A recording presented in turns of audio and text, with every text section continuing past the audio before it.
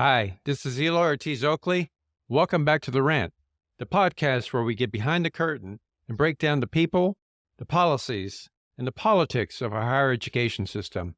In this episode, we start to dig into the high-stakes standardized testing industry, and specifically the College Board, ACT, and the myths behind how we measure college readiness.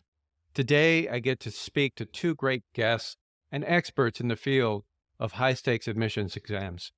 First, I have Akil Bello from the National Center on Fair and Open Testing, and I have John Boeckenstedt from Oregon State University. Akil is well known for his work on high-stakes standardized exams, and John has been a very vocal critic about the use of SAT in college admissions and about the College Board as an organization. This was a really fun interview for me. And if you like this episode, please hit the like button and leave your comments. Subscribe to this channel or follow us on your favorite podcast platform. So let's jump right into the conversation.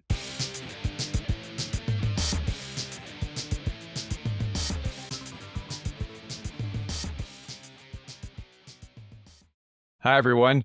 Welcome to The Rant. I've got two very special guests today who are going to join me to talk about the issues in and around the College Board standardized testing. So with me today is Akil Bello. He's the Senior Director of Advocacy for the National Center for Fair and Open Testing. Many of you know Akil. He's spoken a lot, written a lot about standardized testing over his career. And I also have John Boeckenstedt. John is the Vice Provost for Enrollment Management at Oregon State University. Go Beavers. He is also written a lot, said a lot, talked a lot about using standardized testing in college admissions. So it's great to have them both here. Thank you, John and Akil, for being here. Thanks for having me. Thanks for having me. It's great to be here. All right. So let's jump into the conversation. I know you all don't need an introduction to the College Board. You are very familiar with the work that they have done. Of course, there's also ACT as well, who gets a little less conversation, but nonetheless has also been in the business of standardized testing. So we'll talk about both of them. But primarily, I want to jump into the issues involving a lot of the work that's happened at the College Board, a lot of the issues that have come up over the last several years, everything from standardized testing to the recent issues involving advanced placement African American studies in Florida. So let me start with you, Akil. You've been critically examining the use of high-stakes standardized tests in college admissions for many years. I've read your work. Many people have read your work. You've done a lot of great work with the National Center for Fair and Open Testing, and that work has been very influential in the space. A lot of the movement toward going test blind or test optional has been influenced by this work. So tell us a little bit more about your work for our listeners who have not followed you, and why have you been advocating for ending the use of high-stakes tests in admission? Thanks for that great intro. I guess the short answer is I've been a test prep tutor for 30 years. And the fact that someone can pay me enough money so that I can substantially increase their scores is enough reason to say these tests should probably end. I mean, like, just think about that, right? That, like, there is a multi-billion-dollar industry that says, you give me money, we get you better scores. That is inherent inequity baked into the system. It also ties into, like, the notion that, that the tests somehow measure merit apart from all other things. And it's not for years, College Board has said that test prep didn't work until they rolled out their own test prep, in which case it was the best test prep ever. So, I mean, the underlying assumptions of this whole endeavor of testing are problematic. Right. Now, I don't say tests have no value and no information, but testing has long since jumped the shark, right? It was never what it was touted to be, and it has long well past the point at which the information it provides is better than the harm that it creates. So that's my big issue around testing, is that the signal to noise ratio is just way, way off. Right. And until we roll back some of the crazy around how testing is used, then it has almost no value whatsoever. It's amazing to me, the industry that has grown up around this notion of testing. And I think that's what's driven me crazy the most is as I started my career in community colleges, it has been this test in community colleges to place students in English or math. And of course, College Board created one of those tests. But it's just amazing to me how many people make money in and around the whole testing operation. I mean, you go to any street corner around a college or university campus and you see a myriad of test prep organizations setting up shop and charging a lot of money. And then you have organizations like College Board and ACT who want to pretend that if they put out a free product, that competes with professionals who spend all day, every day developing strategies to fix this, right? Like Right. to address the test. Like the notion that testing creates any sort of equity is laughable. And it's been laughable since the very beginning. Right. Right. You know, losing his name now, but the guy who invented the SAT, he called backsies like 10 years later on any notion of fairness and equity and all of those sort of things. Like 10 years after he created his test, he's like, nah, it's not really fair. That was Right. Carl Brigham, I think, before. Yes, Carl Brave, that's the name I was looking for. So, Akil, what kind of response have you received from College Board, ACT, the test prep industry, since you started going down this road and doing this work and talking about standardized testing in the way that you do? Are you not receiving Christmas cards from them anymore, or what's been the response? I don't receive Christmas cards anymore. I actually I don't have a lot of direct contact with College Board. Hmm. Let me say that better. College Board generally doesn't have a lot of direct contact with people who do the work. They sit in their glass tower on Wall Street, you know, and send out their lovely messages and edicts and letters to children about the value of the AP and, you know, all of those sort of crazy things, but they don't really engage with students going to college. They used to have an office that was at local conferences, and they disbanded that office. There was the Access to Equity Officer, I believe it was called, Mhm. and then they disbanded and fired all the people who actually would show up at conferences and have conversation with college counselors and with high school students, but that's not a real part of their work. Mhm. So I've met David Coleman once or twice, and he, you know, there's a long story there, but at some point he made noise to me about, oh, we need to solve this issue of score gaps. And then, of course, that never followed up on that. Mhm. Right. So am I on his Christmas card list? Probably not. You know, my belief is that every time my name comes up in an article, someone at College Board gets agita, and that makes me happy. But I think they stay out of the public eye because they don't like criticism and they don't want to answer a whole lot of questions. Yeah, it's what's amazing to me, and certainly, you know, I've had my run-ins with Mr. Coleman, and you know, in my mind, certainly this is an issue of leadership at College Board, so he doesn't get a pass. But it's my belief that part of the root of this issue is the representation on the College Board. These are educators. These are supposed to be educators, people who know better. As a matter of fact, people who I've worked with are on the board and remain on the board even after all these discussions that we've had and changes that we've made at places like UC. And fortunately, and I'm going to get to John here in a second, but fortunately here on the West Coast at least, we've at least for the publics, we've pretty much said goodbye to the SAT. But they remain there and they're silent. So let me jump to you, John. You oversee enrollment for a major public university. A lot of California kids go to Oregon State. I know how tough it is to manage enrollment at a major public university. It's not an easy task. You've written extensively about the problems with the SAT, and more broadly, you've expressed major concerns about the College Board as an organization. Why do you Right. feel admission tests like the SAT or the ACT are bad for college admissions? Let's start there. Yeah, well, I have a really complicated relationship with standardized tests. I grew up in Iowa, and every fall from the third grade on, we would take the Iowa test of basic skills, right? And there was sort of, they just sprung it on you one day and Right. said, take this test.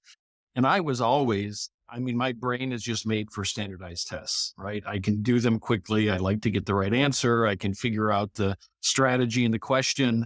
I mean, no one wants to watch Jeopardy with me because, boom, I figure that out. And yet I was probably about a B- student in high school, Huh. right? So in some sense, I'm proof that the ability to pick the right answer from a list of those answers given doesn't necessarily translate into being a good student, right? The two things are different. Oftentimes they coincide with each other, but I was always the smart kid, my teacher said, who didn't perform well in school. And we're looking for students, right? We're not looking for necessarily those people who can get the right answer Mm-hmm. out of 4 or 5 given, precisely because you go into a philosophy class and you don't even know what the question is, let alone the quote unquote right answer. And I think that's true of life as much as it is anything. So I don't think tests are bad. In fact, I've repeatedly said that if you didn't have a high school GPA and you only had an SAT or an ACT, you could make reasonably good admissions decisions because Mm-hmm. performance in school and SAT scores, ACT scores are largely correlated. It's that there is so much emphasis on that one number or that pair of numbers Right. to the exclusion of other things, and the amount of actual instructional time that's wasted on getting students ready for these college admission tests that could be done to teach things like grammar Right. or the quadratic equation or other sorts of things that might actually be helpful for them in college makes me concerned about it. And of course, I'm very concerned about the amount of power and responsibility that rests in the boardroom of a corporation in New York City that was neither elected nor appointed by anybody. It's just a business. I just wrote an article that points that out to people. And some people say, well, obviously. And other people say, I never thought of it that way. It's just a business. They're selling a product. And, they used really good sales and marketing techniques to get the UC system in the early 60s to adopt it. And they knew that once that domino fell, everybody else would fall in line. They were right. Actually, it was ETS. Mm-hmm. The distinction between ETS and College Board is kind of fuzzy in the mind of most people. It certainly is. And, on that point about being a business, I was looking at the College Board's 990. For our listeners, that's the tax form that nonprofits have to submit and have to post publicly. They're 990 for 2021, and they were hovering around $1 billion in revenue. And the CEO made over $2 million that year. That's pretty amazing for a nonprofit organization, in my mind, at least. That's not what most people think about. They think about a nonprofit organization. This is exactly what you said. This is a full-blown corporation focused on revenue generation and taking good care of its senior leaders. You would normally have to work at a place like Fair Tests to make that kind of money, right? Yes, exactly. Our 990s are just the same. I mean, and it wouldn't, I think that 990 question is interesting because people bring it up a lot, right? It isn't really just the size of it. Mm-hmm. It's when you look at every decision point. Right. And every time there's a decision of the decision that would make you money or the decision that is likely in best interest of students, Right. they absolutely take the decision that will make them money. Right? Yeah. The APs are a great example. During Right. pandemic, they could have chosen to just cancel all APs. right? But they chose the justification that allows them to administer the test and keep their revenue. Right. While other major test organizations say, no, it doesn't make sense during a pandemic to try to hold these tests, to turn a 3-hour test into 45 minutes and then claim that it's the same and leave it to colleges to be the bad guy to not accept the scores. I mean, several of us speculated for years about what would be the tipping point in the test optional movement, right? Some of us knew that maybe the UC system would bring it up again, but and some of us thought when the University of Chicago went test optional, that would start the dominoes falling. I don't think any of us believed or could envision that it was a little virus wrapped in a protein wrapper. Exactly. That would really end the SAT and make places like Harvard, Stanford, Princeton, Yale, Duke, Rice, those places go SAT or test optional completely. And so, yeah, I know, I mean, you can look at the numbers, the number of SATs and ACTs that have been administered has plummeted pretty dramatically. ACT is in a position of selling off a lot of real estate in Iowa City to try to balance their books, or because they don't have people to put in those buildings anymore. I'm not sure. It's probably a combination of both. You know, I just don't know about the future of standardized college admissions testing national. And I don't think it will be any worse for losing it. Well, I agree with you. And let me pull on that thread a little bit. So, you know, when I served on the Board of Regents and we were going through this, it seemed to be about a 2-year conversation about the SAT, I would always hear two threads. One is that students had to earn their seats in a top university, in an R1 university. They needed to prove that they belonged on that university campus.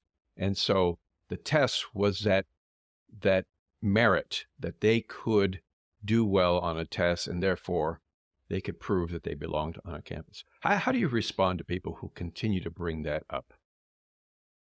Oh, let me go first. The notion of the test is merit is, what's the nice word? You know, it's crazy.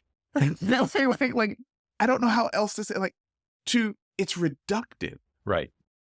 To say that your ability to perform in 13th grade is decided by math and reading delivered in a multiple choice format on a 3-hour administered test, influenced by your ability to pay for and show up to that. Like, it makes no sense. It's so reductive that somehow that is more meaningful than 4 years of classroom work. Right. And they bring up the specter and the ghost of grade inflation. Right.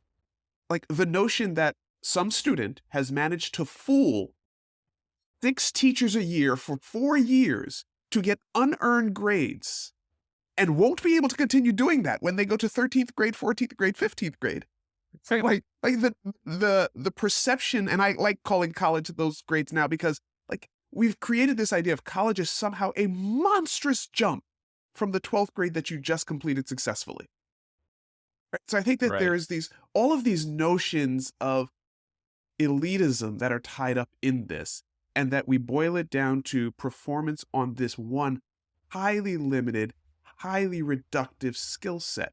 You know, I love sports, so to me, it's essentially saying a free throw contest determines who's the best basketball player. That's right. There's some logic to it, but it's not good. Shaq wouldn't do too well. You know, like I would do terribly. Shaq would do terribly. Like we could list the terrible people who would do horribly. I would do terribly. Well, I had the worst two-handed set shot in 8th grade, which was why I decided to play basketball anymore. Last week, I tweeted out a picture of Macklemore, who has decided to make his 7-year-old daughter the director of his latest music video. And I said, here's your American meritocracy at work for you. You know, obviously she earned this by hard work and becoming the best music video director ever at the age of 7. If you think about the SAT as an abstract concept, it becomes patently absurd, because you think about one test to measure something. We don't know what we're learning, what we're measuring really, but something across 38,000 schools with content in several different areas, taught by hundreds of thousands of teachers. And you can say that not only can you give a test to measure how well that student has learned something, you can sort of use it with a precision to determine who's eligible and who's meritorious and who's proven themselves worthy of a spot at Berkeley or UT Austin or the University of Virginia. When you think about it and talk about it that way, and you mention this to people and you ask them to reflect upon it, I think the understanding of the absurdity of the proposition becomes more evident to them.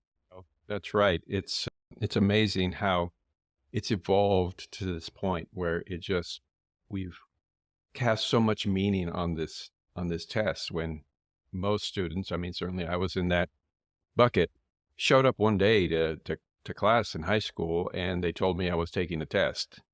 And somehow, years later, I look back on the craziness of that moment. How much of my future in higher education was going to be influenced by that one moment in time, which I didn't even come prepared for. I had no idea. I'm sure I heard it somewhere. There was probably an announcement that we're going to have the SAT tomorrow. But like most teenagers, I didn't pay a whole lot of attention to that moment. The content portion of the test is probably reasonably good if you have a relatively homogeneous group of students who've come through the same high school, the same educational settings with the same group of teachers. I'm guessing the ACT or the SAT, can sort those students kind of appropriately. It's the wide range of diversity of educational systems that even a place like Stanford or Harvard has to deal with in the admissions office. You've got prep school in New England versus one in California. There's no way to compare those two institutions, except someone created this ridiculous test, which gives you a number which says this student is better prepared than the other one. And it's, like I said, it's beyond absurd. It's almost criminal. Right. And they're used unscientifically. Mm-hmm. Largely speaking, these tests are used in ways that the test maker has a list of don't do. Right? Like they literally have a document called misuse of scores.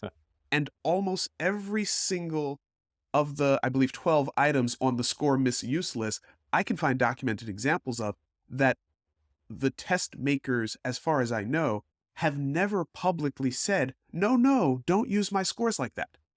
Like College Board is willing to come out and say, ooh, look, after Stoneman Douglas, you mentioned APs, that's lovely. Like that was insane. But they never came out when Amazon was walking around the country going, let's choose the location for headquarters 2 based on SAT scores. Where's College Board saying, don't do that, that's misuse of the scores. Yeah. Right? Don't use it to choose your eggs for artificial insemination. I mean, there's all these uses of the test scores that they should come out and say, don't do this. And it extends to people in the profession too. There is a big, highly rejective university in the southeast part of the country has had an admissions officer stand on stage and say, we'd really like a 33 ACT, but we love a 34. And anybody who knows anything about the small differences between the 34 and a 33, I mean, statistically, there are no differences between a 33 and a 34. But to say that in public and to put pressure on students and to send that message to high school counselors is just, it's beyond awful. It's horrible and it's malinformed and it shouldn't be allowed. That's right. Well, let me ask you this question, John, which is the other thread I would hear a lot at UC. And it's a thread that I have a lot of empathy for because, places like the UC, I mean, you think about UCLA, the challenge the enrollment folks have at UCLA. And they have, what, over 140,000 applications for a handful of seats. There are problems in my business, and then there are problems, and that's the problem. A lot of people in my business would be thrilled at. Right. But seriously though, I mean, your job overseeing enrollment at a public or private university that's well known is you have to sort through a lot of applications for a limited number of seats. And certainly at the UC, the SAT and the ACT became sort of one of those mechanisms to sort, to determine, because there was no other good way of cutting off the funnel.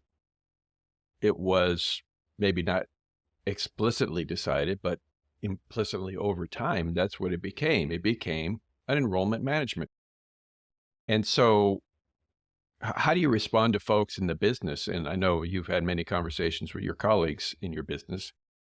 If we remove the SAT and the ACT, how are we going to control that funnel? What other measures should we use to decide, when you have 20 students who have the same GPA, but you only have 3 seats available, how do you make that decision? Right. Well, a couple of thoughts. One is I referred to a colleague of mine back in the 90s who would listen to people talk about how difficult their job is. And his response would be, that's why they call it work, right? It's supposed to be hard. And there's some element of, if it were easy, get a robot to do it, right? Soon, the robots are coming. Yeah, exactly. The second is the belief in the way things have evolved over time, that somehow college admissions is perfectly fair or that it's perfectly scientific. And in fact, it's not. Right. You can admit 1,000 students to your freshman class, and just looking at the numbers, you can predict with extraordinary precision how that group is going to perform, right? You know that the average GPA in the first year class last year was 3.165, and you can bet dollars to donuts that this year it's going to be 3.166 or 3.162 or something along those lines, because of the numbers and the way averages work and standard error of measure and all that stuff. It is extraordinarily difficult to take any individual student out of that 1,000 and predict where they're going to be. Right. And so you make your best estimate based on the fact that the student with the 960, right, generally is less likely to perform well at your institution because of all the other things the 960 says about them, right? And if, when I was listening to the California Regents, one of the greatest comments was by one of the regents, and I can't remember her name at the moment, who said, is it just about we're picking the best and passing them through the system? Or, wasn't college supposed to change people? Isn't it supposed to give people an opportunity?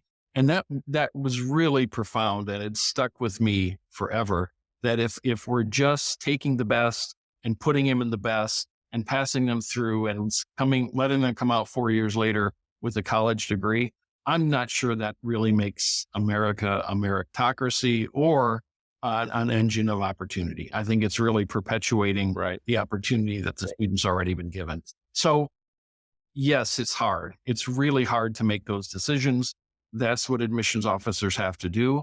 The problem is that universities don't see that they need to invest in that to make the best decisions, to give people time to read the file from start to finish. So no, that's right. And I think it is profound, because that's supposed to be what the purpose of creating public universities was all about, to open the door to students who couldn't get into the most rejected East Coast universities.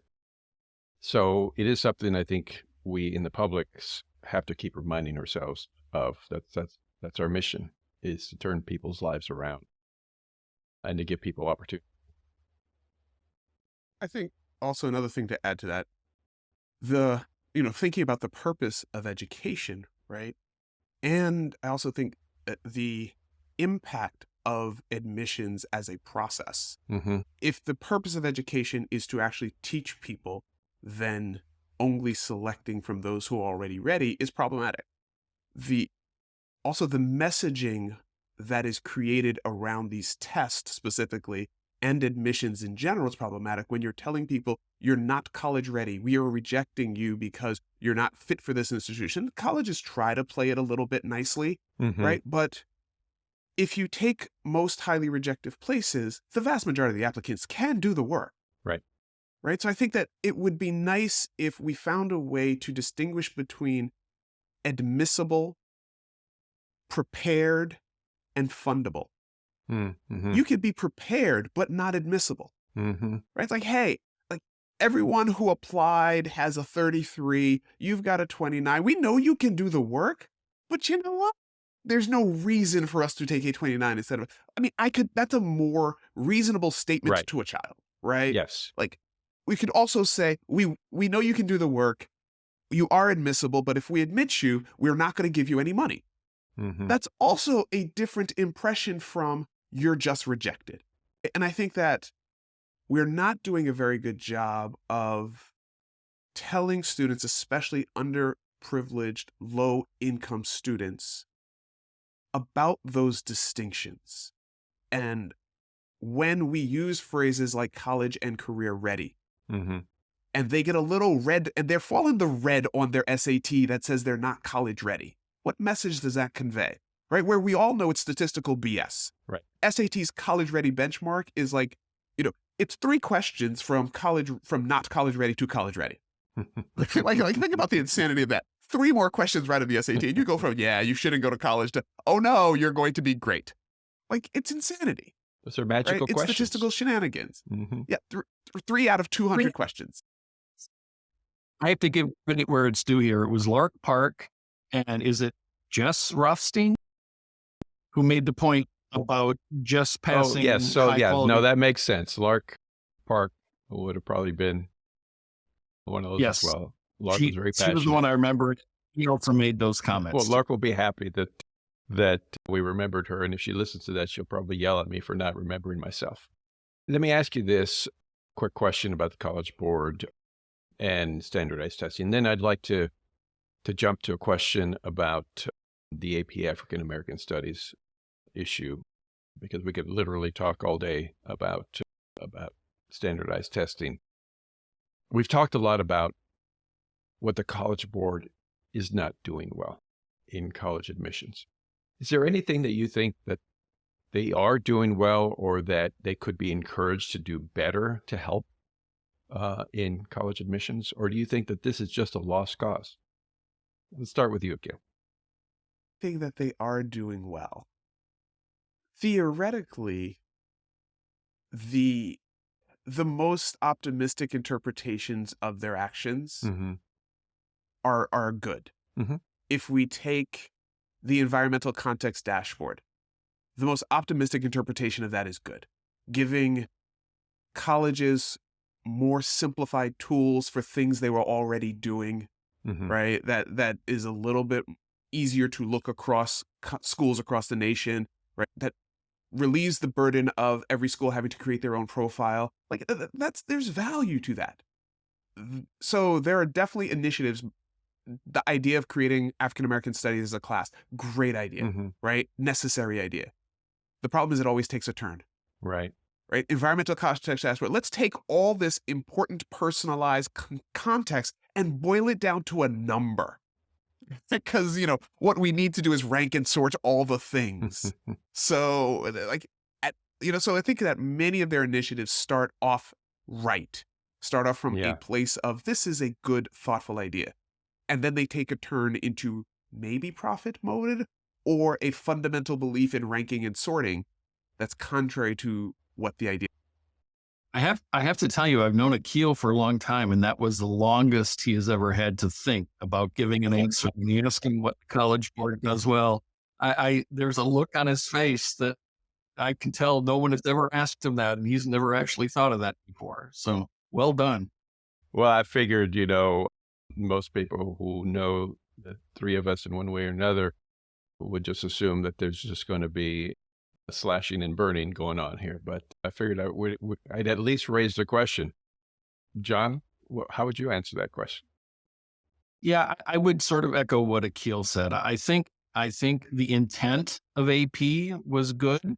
I think the way it spun itself out is maybe not so good, Hmm. right? The opportunity to give students maybe from lower resource schools the opportunity to get an introduction to more rigorous academic work than maybe their high school has offered in the past it's really hard to argue with that. The problem is now we're hearing from counselors who are putting freshmen into AP because they know, or parents who are insisting that their students go into AP because they believe that's the only route into Right. the highly Right. rejectives. Right. And so I don't know that that's necessarily college board's fault, although they could say, we're not going to give you credit for more than 6 AP courses Right. or, whatever it happens to be. They could calm that insanity really easily by saying no freshmen, no sophomores into AP. It's junior and senior and 2 classes a year, or maybe 3 classes a year. I think that would go a long way toward doing something good and noble, but you know where that's going to hit them in the pocketbook. Right. And that's idea is never going to see the light of day. I think, again, the idea of a single examination to test whether students can go to college, I would love if we had something that was accurate and really worked and added some value. The fact of the matter is, it's born of a time, when we thought very differently about opportunity and about Mhm. education. One of my favorite quotes was Frederick Kelly at Kansas State, who invented the multiple choice test, said it was designed to measure lower order thinking skills among the lower classes. Right. I know people who worked and work at the College Board, and I don't think any of the ones I've met are bad people. I just think the business is misaligned, malaligned, and I think it's a business that serves its own bottom line more than anything else. The one thing that has always struck me about the work around, we're transitioning out to AP, is I think this is a symptom of what high school is today, what it's become. And, we haven't transitioned it. We haven't rethought the education pipeline. So we create all these advanced placement exams. And of course, I've spent most of my career in community colleges, and many of our colleges offer college courses at the high school.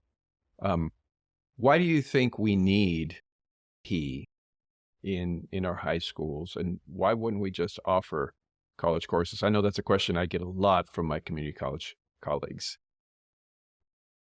Trust. Yeah, exactly. I think there's a lack of trust in teachers. Now, I'm not saying it's unwarranted. Mhm. I am a Black man in America.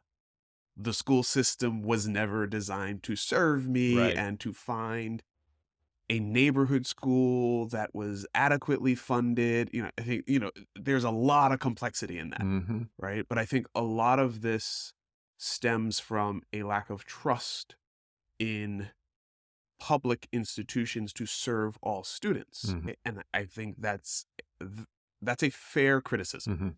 right? I also think that with the solution comes additional problems, Mhm.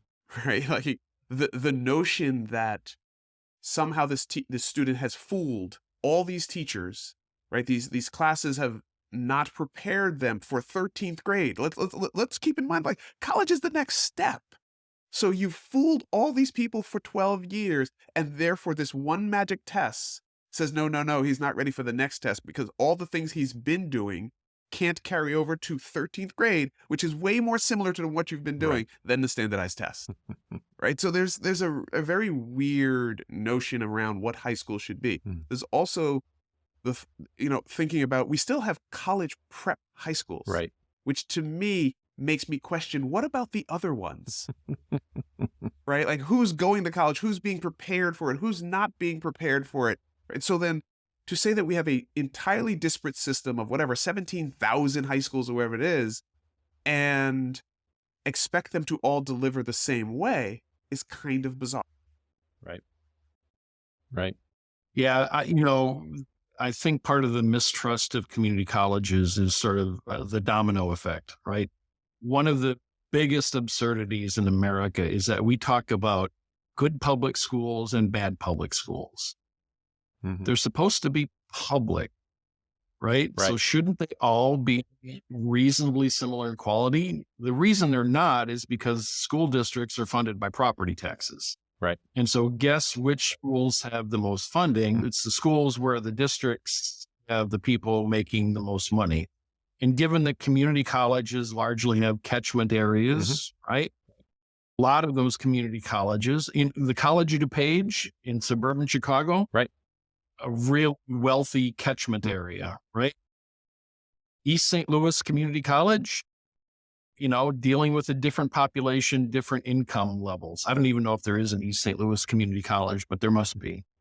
Think of institutions in mostly economically impoverished areas, right? And if you're at one of the highly rejectives and your whole history has been about admitting students with wealth and privilege and opportunity, of course you're going to mistrust those students who come from those underfunded high schools going to those underfunded community colleges, and you're not going to be able to put any credence in that credit that they earn. And beyond that, prior to COVID, I don't know, not everybody lives near a community college. Not everybody could take the classes. Thinking about how education has evolved during time of pandemic is, could possibly change that. That's right. Well, I'd love to continue to talk about these issues, and I'd love to have you both back at some point to talk more about what the latest college board drama is going on in the country, or to talk about college rankings or anything else. But let me ask you this as we wrap up to both of you. If somebody's listening to this podcast who is not a college or university administrator, faculty member, who knows the language, the ins and outs of the issues that we've just discussed, just normal working person living in middle America, what should they know about college admissions? I would say two things. First is that the majority of colleges in this country accept the majority of the students who apply. And even if you go to 60% and 60%, you're still talking, everybody has an opportunity to go to college and start college somewhere, right? And the second thing is, I think things would be a lot better if students spent as much time and effort after they get to college as they spend trying to get into college in the first place. Because I believe college is as much what you put into it, wherever you end up going, as it is what you were like before you got into college in the first place. So take whatever opportunity you can have. I know it's hard for a lot of students, make the most of it. And I still believe in the value of a college degree and a college education. And if you invest in yourself, I think there are pathways for you to become successful, however you define that. Great. I'll give you the last word. Yeah, I would add that for those who are not in the college admission space, who don't work in colleges, who can't immediately impact this process at their job, what you think about is two things. One, practice, right? Like, I'm a parent, so I'm going to navigate the system that currently exists. Right. So my child may take the SAT or ACT because that is part of the system that currently exists. Well, as a professional, I'm going to work to improve the policy and the system and work for the system that should exist. So I think as people who aren't working on this every day, we're really trying to do two different things at the same time.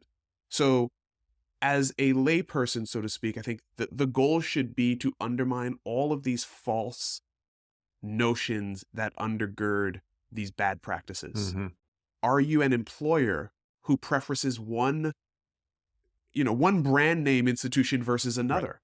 That creates half these problems. Right. So can we undermine those things in our workplace, in our life, in our conversation, right? If the first question you ask a young person is, where'd you get into college? That's probably a problem, right? If someone says, I went to, East, West, North State, and your first reaction is, why there? That's probably part of the problem.